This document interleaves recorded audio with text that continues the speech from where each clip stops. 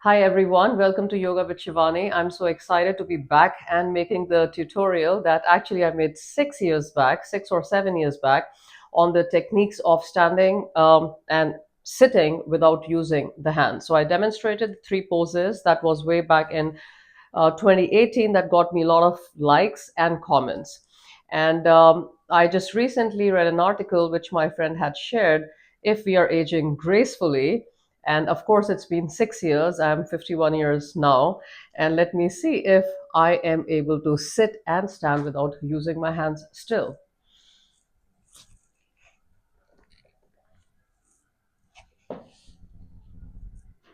All right, so I will be taking you through a short tutorial working multiple ways of sitting and standing without using the hands and also aging gracefully, which may have nothing to do with sitting and standing without using the hands, but still it's good to able to get to that space with uh, an intelligent practice and exercise routine. So let me demonstrate you the first technique, which is kind of simpler than the other two ways of sitting and standing without using the hands.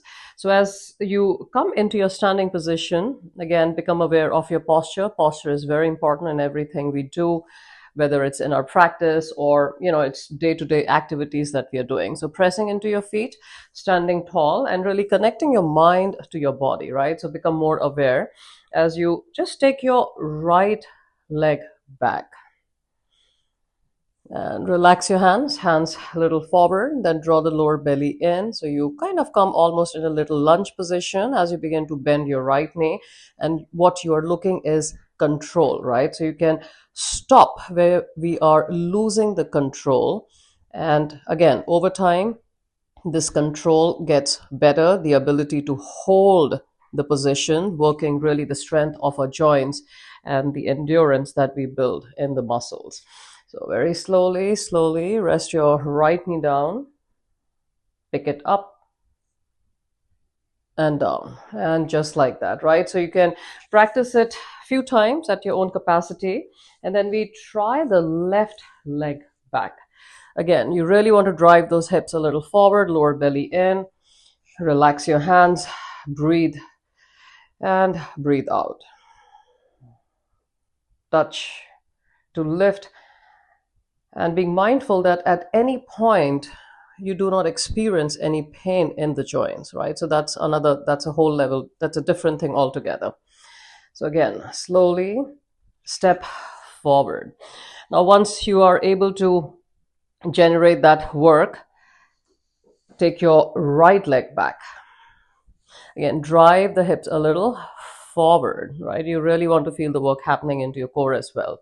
And then rest your right knee down. Take your left knee back. And I'm just going to walk the knees slightly to the front. And then you may sit your hips to your heels. That's option one. The other is cross at your ankles. So again, we require a lot of flexibility of the joints, especially the ankle, right? And the stretching that happens in the front, the tops of your feet. So this may not be really easy, but with practice, especially sitting in a diamond pose, we also call Vajrasan, we can cultivate that strength also through squat positions, right? So once you get to the space where this feels comfortable, use your hands, take the hips back, and sit your hips all the way down. Same way we stand, right? So the entry and the exit of the position. Roll forward, pick up the hips, tuck the toes under, right foot forward, avoid leaning forward, rather use the strength of your legs, pick up your left knee up and step forward. And that was one way of doing that, right? The second way of working the sit and stand technique is by having your feet a little closer, just a little wider, and you want to cross around at the ankles, right? So as you cross around at the ankles, you want to roll over on the outer edges of your feet and have your knees slightly just facing sideways, and this should be comfortable. Never no pain in the joints or anywhere. And then you want to again generate control, right?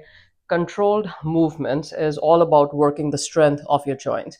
Use your hands, push your hips back and sit a little low, right? So there will be more space in between the knees a little out, and you sit low. And then you work at your time, just working on these drills.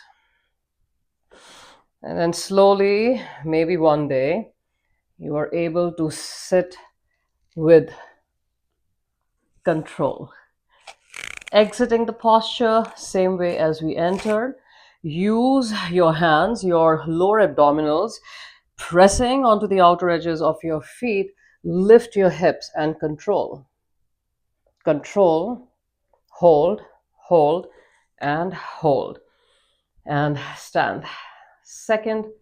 All right, so the third one, I think, just what I think is one of the slightly challenging ways because it demands the flexibility of pretty much all the joints and core strength.